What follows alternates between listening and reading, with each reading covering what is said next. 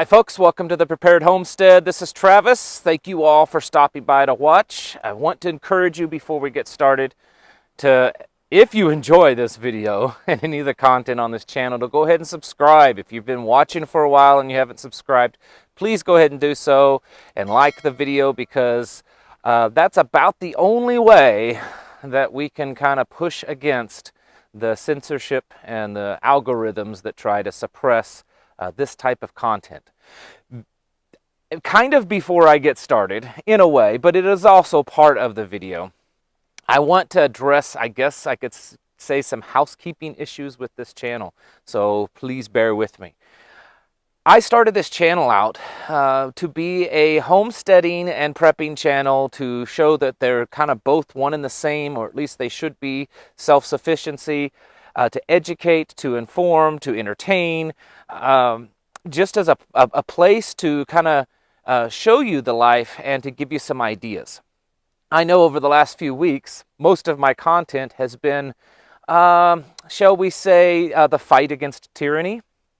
And maybe some of you might be saying, well, are you never going to do homesteading stuff? Well, I do occasionally still. And I will continue to give prepping and homesteading tips throughout this.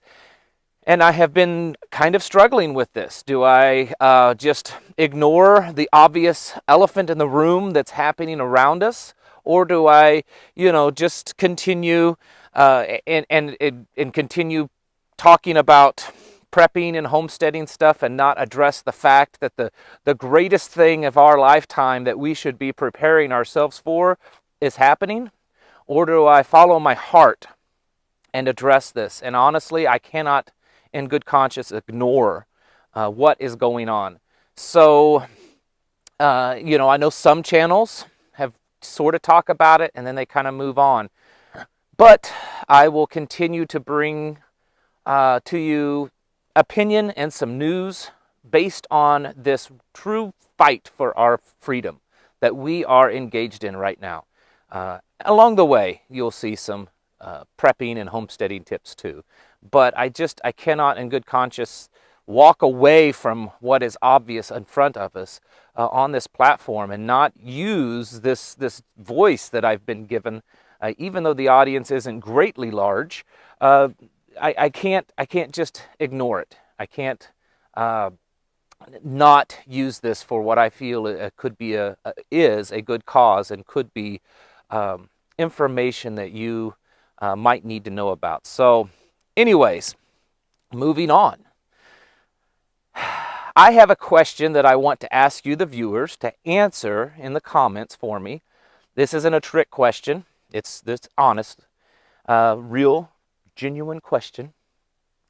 Are you aware of any time in history that a communist revolution within a nation happened and was put down without a bullet being fired, without a shot, without violence or anything?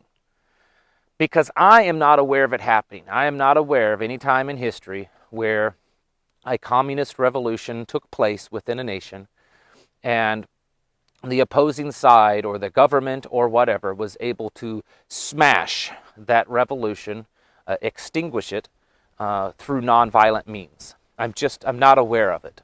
And I would be interested to know if any of you know of such a time in history where that has happened.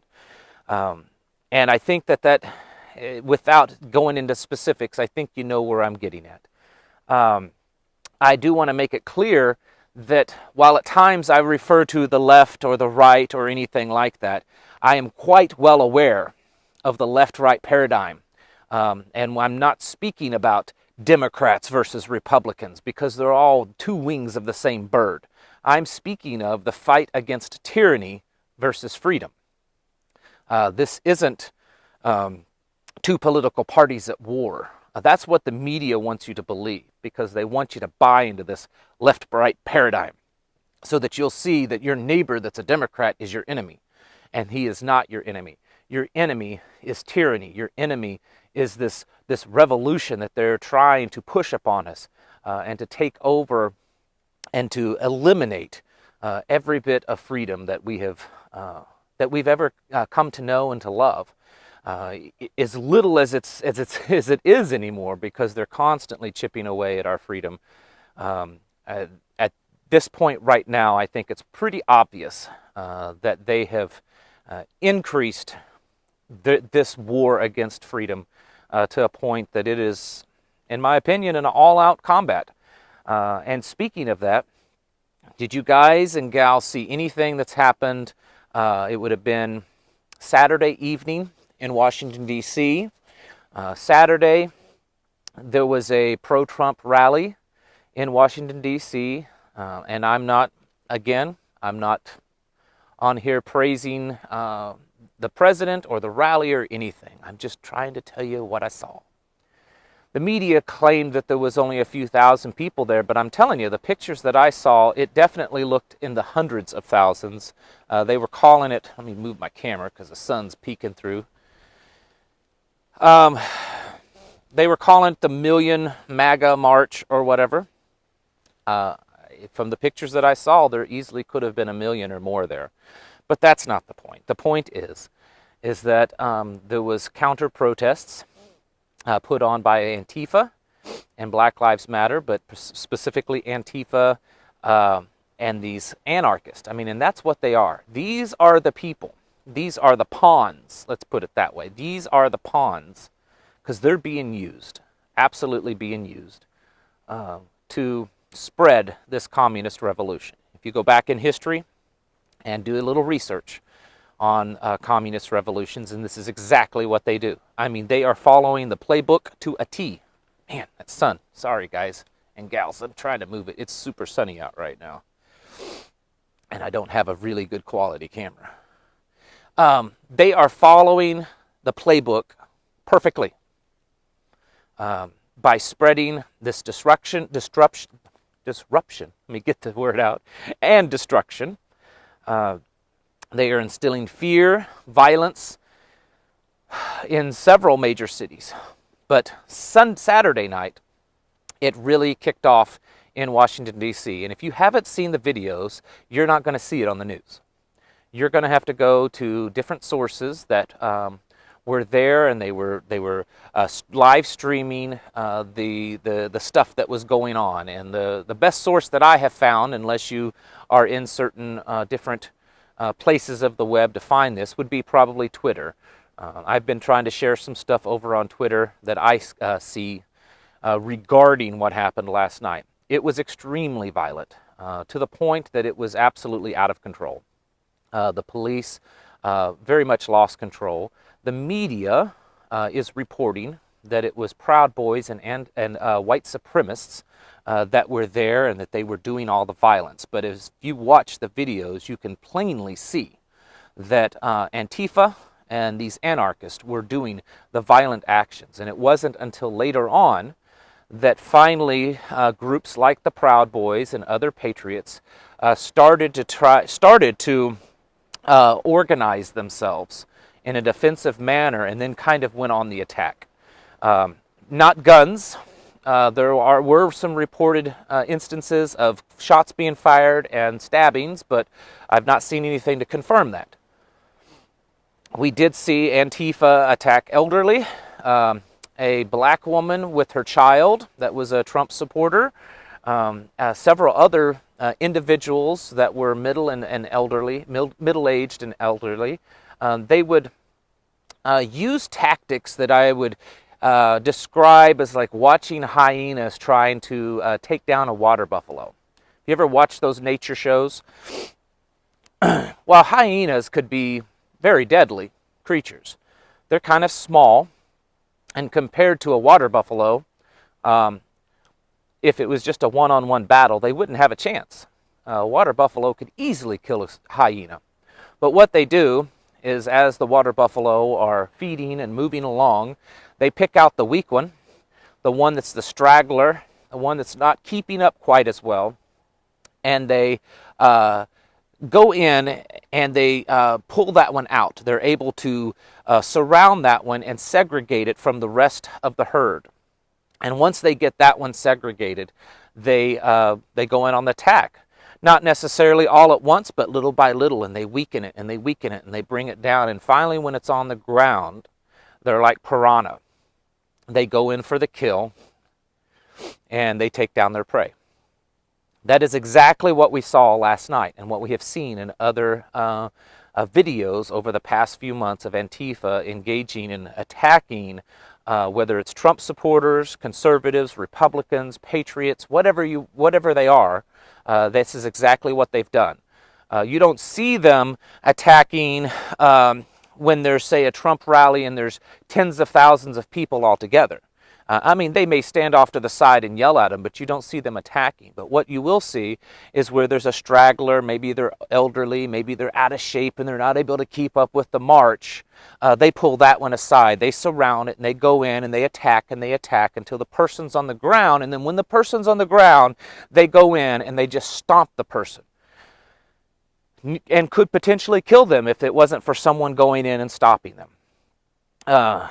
This is cowardness. It absolutely is. But it is an effective way to disrupt and to attack and to instill fear in the people. I believe in my heart what we saw last night was not protests and counter-protests. It wasn't really rioting. There's not really any evidence that I saw that there was any type of looting or property damage, at least on the scale that we have seen over the past months. It was mostly people against people. And in my book, that is considered a battle. Even though there may not have been firearms shooting at each other, it was definitely a war scene on the streets. The police were virtually ineffective. And most of the video that I saw them in, they were not really trying to hold back Antifa, but they were pulling the Trump rally people out. The other thing that I want to point out is that the president was very silent for the most part during that whole thing, and his people. There were a few of his surrogates that kind of chimed in on Twitter, I believe, and spoke out against the violence. If he has a plan, that's the reason why he's not getting involved, I don't know. But at some point, between the media lies and biasness and virtually everyone else in government, including law enforcement, standing by and allowing this type of violence to happen, regardless of whether those Trump supporters are right or wrong, it doesn't matter. People are not going to continue to stand for this. This is a ticking time bomb, folks. And the media is completely complicit in the whole thing. I want to show you a clip. And I can't remember the reporter's name. I don't know I can't even remember if it's CNN or NBC or one of those. It doesn't even matter. I don't care. I'm just going to show you a clip. And what it is, it's two of the anchors or whatever, and they're talking about this new app called Parler. Well, it's not brand new, but it's, this alternative to Twitter. And basically they say that it's an awful thing and a threat to democracy, that all these crazy lunatic conservatives are going over there and they're spreading their lies. So let's go ahead and to their own echo chambers, more and more into their own bubbles, especially Trump voters. There's this new social media app called Parler getting a lot of attention because conservatives are saying they're leaving Twitter and Facebook, going off to Parler because they believe Parler is a safer space for them. What we're seeing is even more of a bunker mentality in right-wing media, and ultimately that's not good for the country. No, it's not good. It's a threat to democracy that these people are in echo chambers and they're getting fed a diet of lies, essentially. This is the kind of stuff that we are dealing with, okay? That it's a threat to democracy to have an opinion. I mean, even if maybe we are on the wrong side. Maybe they're on the right. But in a democracy, which we are not, but in a free society, one of the foundations of a free society is that all sides can have a voice. It doesn't mean that all sides are right. It just means that they have a voice. And if we obviously have a very controlling media and a complicit and lackadaisical government and law enforcement, then what is left for you and I to do to oppose this? Because this is absolutely a revolution.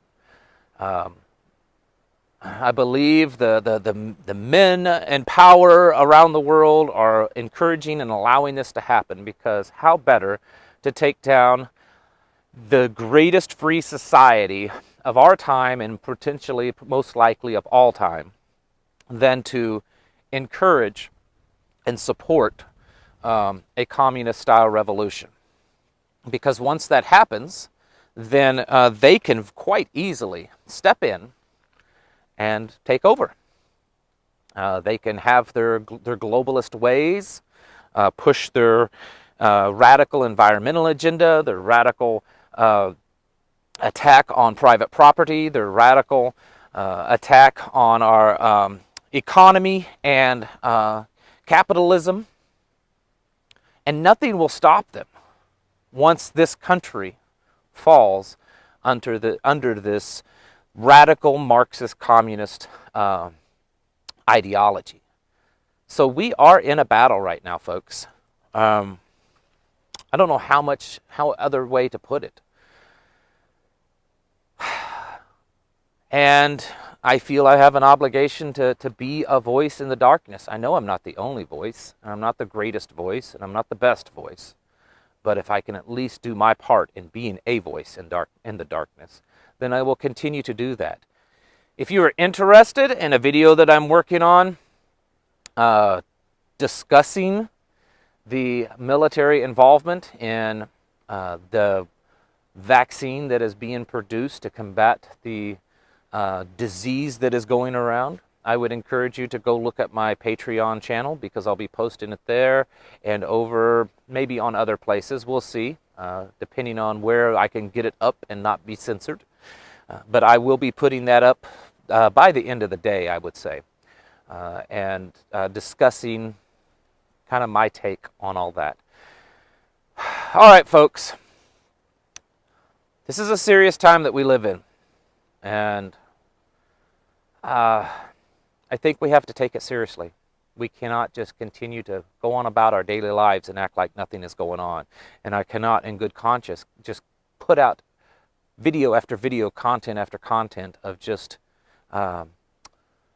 nice little fuzzy videos on, how to build this and how to do that and how to do this and that, and not address the fact that every day this war against freedom is happening right now in the United States, and very little is being done to stop it.